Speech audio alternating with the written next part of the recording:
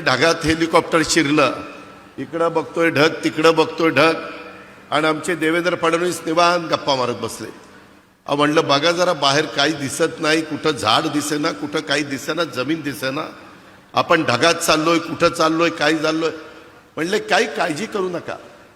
माझे आत्तापर्यंत 6 ॲक्सिडेंट झालेले आहेत, आणि मी ज्यावेळेस हेलिकॉप्टरमध्ये विमानात असतो त्यावेळेस ॲक्सिडेंट झाला तरी मला काही होत नाही, त्याच्यावर तुम्हालाही काही होणार नाही.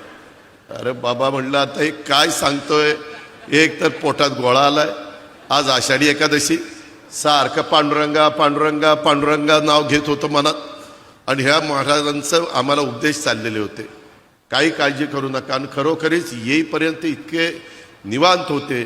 ते म्हणले मला ह्याचा अनुभव आहे, माझे अनेक ॲक्सिडेंट झालेले आहेत, परंतु माझ्या कुठं नखाला देखील धक्का लागला नाही. अशा पद्धतीनं बापदादाच्या पुण्याईमुळं इथपर्यंत महाराज पोचलेले आहेत.